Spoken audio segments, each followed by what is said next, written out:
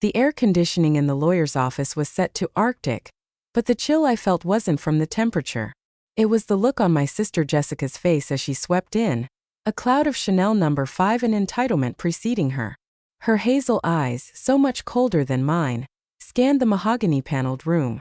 They landed first on me, then on the old man beside me. She turned a shade of white I'd only seen on hospital walls. Her perfectly glossed lips parted, but no sound came. The envelope she clutched, no doubt filled with her own notes on how Dad's estate should be divided, slipped from her fingers and fluttered to the Persian rug. She knew him. And from her reaction she knew exactly who he was and more importantly what his presence here next to me meant.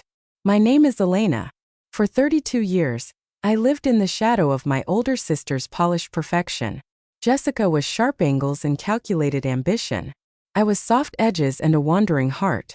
She built a lucrative real estate empire. I built a modest life as a freelance book editor, content with my cats and cozy Brooklyn apartment. Our father, a self-made manufacturing titan, understood us both, so I thought. When he passed suddenly, the gulf between Jessica and me widened from a crack to a canyon. The reading of the will was the first time we'd been in the same room in over a year. The man beside me, Mr. Alden, placed a gnarled, reassuring hand over mine on the armrest. He was in his 80s, dressed in a simple but impeccably clean suit, his eyes a watery blue that held a universe of kindness. To everyone else in the room, the stern lawyer Mr. Braithwaite, Jessica's hawk-eyed husband David, he was just a strange old man I'd inexplicably brought to a private family meeting. But to me he was the keeper of a secret Jessica clearly shared. Now that we're all present, Mr. Braithwaite began, adjusting his glasses, his voice devoid of warmth. He launched into the legalese, the trusts, the allocations. The bulk of the estate, the business, the portfolio, the Palm Beach condo was split evenly. Jessica's shoulders, which had been tense, began to relax slightly. She shot me a look that was equal parts triumph and disdain. See, it said. Asterisk, he came to his senses. You get your half, I get mine, and you can go back to your little books. Asterisk. But then Mr. Braithwaite cleared his throat.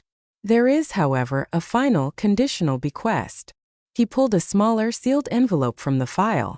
This pertains to the disposition of your father's most personal asset, his lake house in the Adirondacks, Whispering Pines, and its entire contents.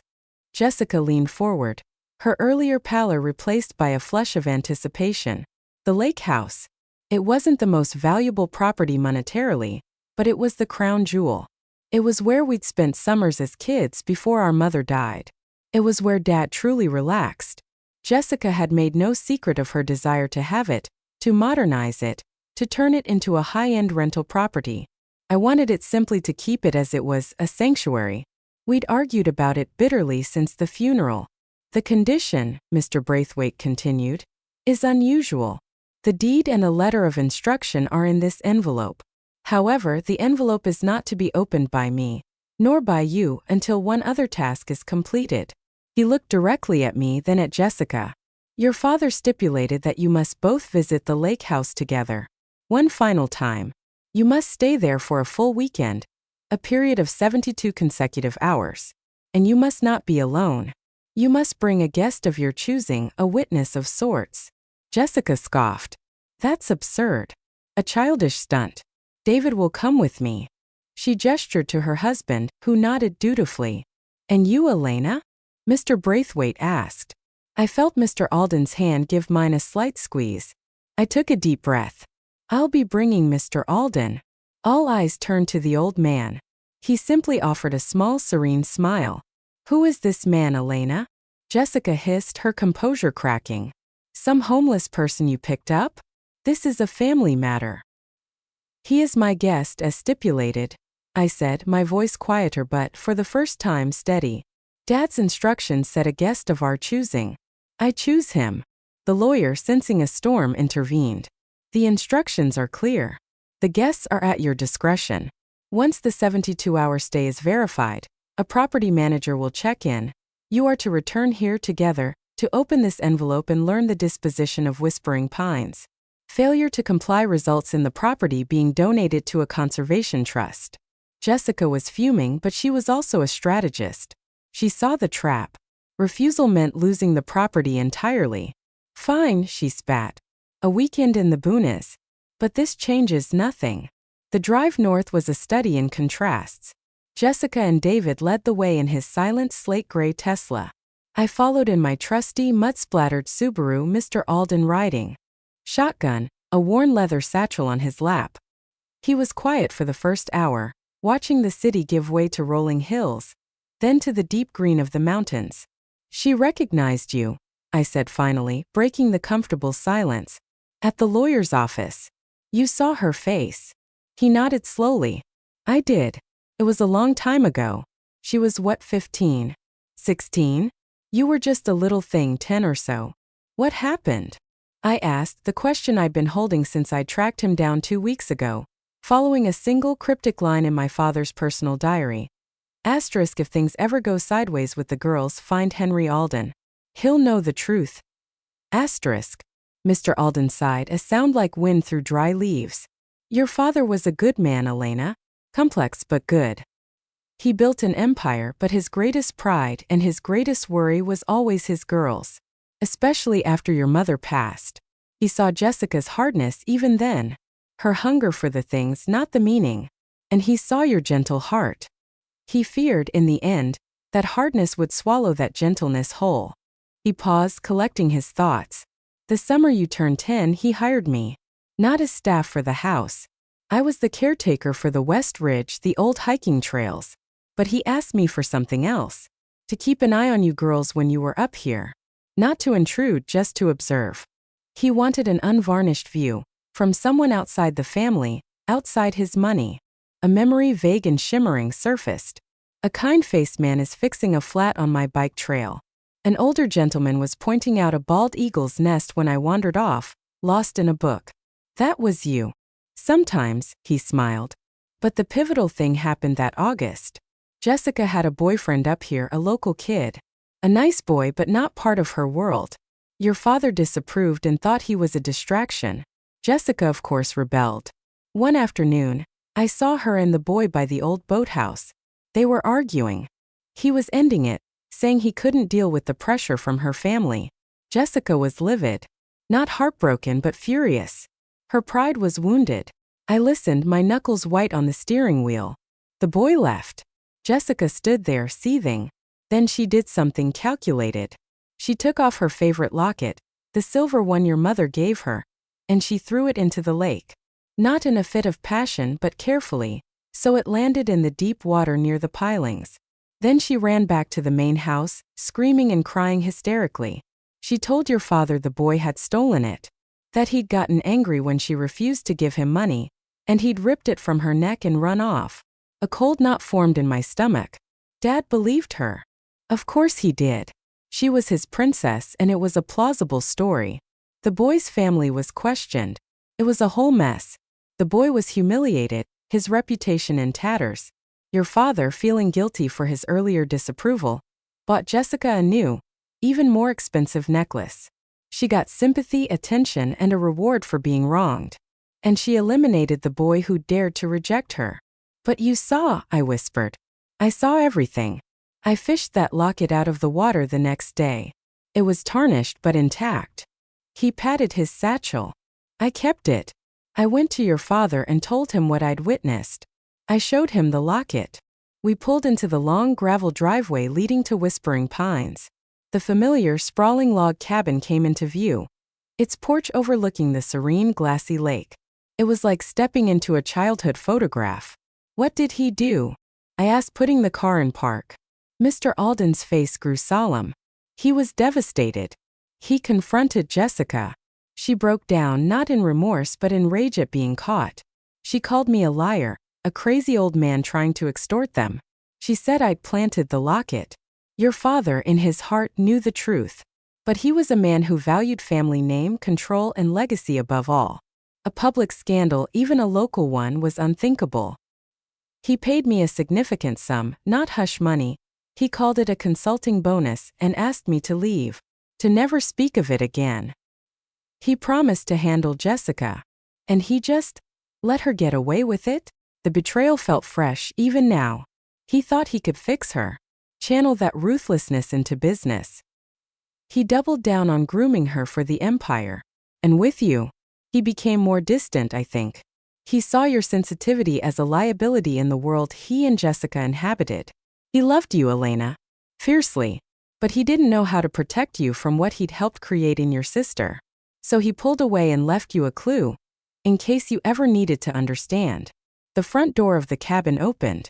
Jessica stood there, arms crossed, already changed into designer athleisure wear. "Are you two going to sit out here all day?" she called out, her voice cutting through the pine-scented air. The weekend was a tense Cold War. Jessica and David took the master suite, commandeering the large living area with their laptops and constant conference calls, treating the cabin like a corporate retreat. Mr. Alden and I settled into the two smaller bedrooms down the hall, the ones that had been mine and Jessica's as children. I spent time on the porch reading. Mr. Alden spent hours just sitting by the lake, watching the loons. Jessica avoided him, but her eyes followed him with a mixture of fear and venom. The past was a ghost in the room, and she knew he was its keeper. On the second night, a violent summer storm rolled in. The power flickered and died, plunging the cabin into darkness save for the frantic flashes of lightning. The wind howled, and a tree branch crashed onto the roof. In the chaos, David, trying to light a gas lantern, knocked it over. A small fire erupted on the kitchen counter, fueled by old newspapers. Panic ensued. David yelled. Jessica froze. The flames, though small, were terrifying in the dark, storm-ravaged cabin. I ran for the fire extinguisher, but it was Mr. Alden who moved with a calm, decisive speed I wouldn't have thought possible. He grabbed the heavy wool blanket from the couch, smothered the flames in two swift motions, then efficiently opened windows to vent the smoke, all while giving quiet, clear instructions. In minutes, the crisis was over.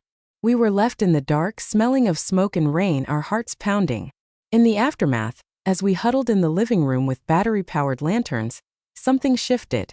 The performative masks we'd all been wearing were stripped away by the raw scare. David kept muttering apologies. Jessica was silent, shivering, staring at Mr. Alden.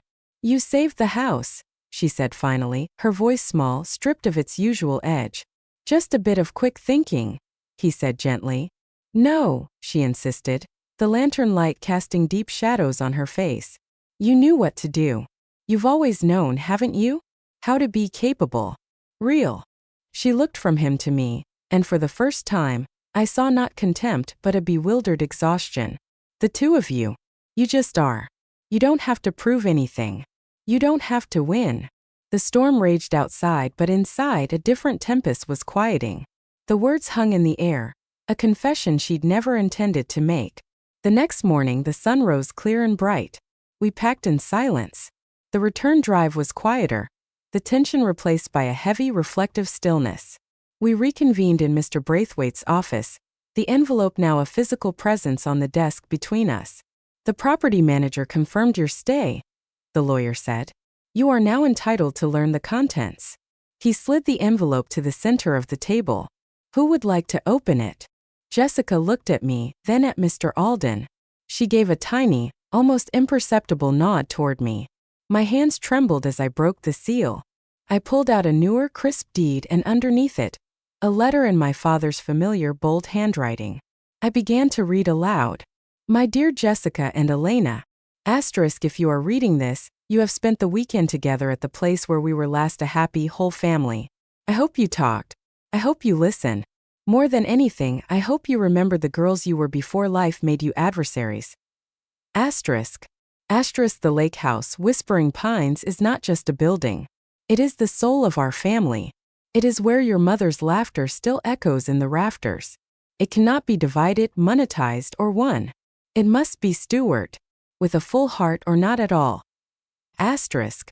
Asterisk, therefore, I leave the ownership of Whispering Pines, its land, and every single object within it, to my daughter Elena. Asterisk. A gasp escaped Jessica. She closed her eyes, a single tear tracing a path through her perfect makeup. I continued, my voice thick. Asterisk, but wait, Jessica. This is not your loss. Attached, you will find the deed to the commercial building at 45th and Madison, which you have coveted for years. I have purchased it. It is yours free and clear. Build your empire there. It is what you truly want. Asterisk. Asterisk. Elena will keep the heart. You will have the engine. It is, I believe, what each of you genuinely values most. Asterisk. Asterisk. There is one final condition for Elena. Henry Alden, if he is with you, holds a key. Literally and figuratively. In the sitting room of the lake house, behind the painting of the schooner your mother loved, is a wall safe. The combination is your birth date, Jessica, followed by yours, Elena. Inside, you will find the final piece of my will, and the truth I was too weak to face squarely while I lived. Henry knows. Trust him. He was the only one brave enough to show me a mirror when I needed it most. I failed to act on it then. I hope this arrangement allows for a better ending. Asterisk. Asterisk. I loved you both, differently, imperfectly, but completely. Do not let the world or my mistakes make you strangers. Asterisk. Asterisk. Dad. Asterisk. Silence enveloped the room. Jessica was crying openly now, not the performative tears of our youth, but deep, shuddering sobs of release. The cunning, the strategy, the relentless pursuit. It had won her the prize she truly wanted. But in doing so, it had cost her the one thing she hadn't even known she'd lost. Her sister and a piece of her own soul. She looked at Mr. Alden, then at me. The locket, she whispered. You have it, don't you? Mr. Alden nodded, opening his satchel. He placed the tarnished silver locket on the polished table. It lay there, a tiny accusatory relic of the past. I'm so sorry, Jessica said, the words directed at the locket, at Mr. Alden, at the ghost of the boy she'd wronged, and finally at me. I was so afraid of not being enough, of being weak, so I made myself hard. And I thought that was strength. I reached across the table and took her hand. It was the first time I had initiated contact in years. We both lost our way, I said. Later, back at the lake house, Mr. Alden and I stood before the painting. We moved it aside and there was the safe. I dialed the combination. Jessica's birthday, then mine. The door swung open. Inside was not jewelry or stocks. There was a stack of handwritten letters, tied with a ribbon, from my father to my mother. And a single folded sheet of paper. It was a notarized affidavit, signed by my father and witnessed by Mr. Alden, detailing the entire incident with the locket from all those years ago. It ended with, asterisk, this is the truth. I chose to hide it to protect my reputation, at the cost of my younger daughter's faith and my older daughter's character. My greatest failure was not as a businessman but as a father. I leave this record so that the truth, however painful, is the final inheritor. Asterisk. Mr. Alden placed a hand on my shoulder. He wanted you to have the power of the truth, Elena. Not to punish her, but to free you both. To let you decide what to build from it. I looked out the window at the lake, calm and endless under the setting sun. Jessica had her tower in the city. I had this sanctuary and now the unvarnished history of my family. And for the first time I saw a path forward, not from a place of shadow, but from a place of understanding. The inheritance was never about the money or the property. It was about the truth, hidden in plain sight, waiting for the storm to pass so it could finally be seen. Hey everyone! I hope you felt that family journey as deeply as I did telling it. The complexities of inheritance go far beyond money. It's about legacy, truth, and the bonds that are tested, but can ultimately hold us together. If this story resonated with you, if you've ever faced a family secret or a moment where the past suddenly reshapes the present, I'd love to hear about it in the comments below. Don't forget to like this story and subscribe to the channel for more heartfelt tales of drama, secrets, and the unexpected twists of life. Hit that notification bell so you never miss a story. Until next time, remember, sometimes the most valuable things we inherit aren't listed on any document. Take care.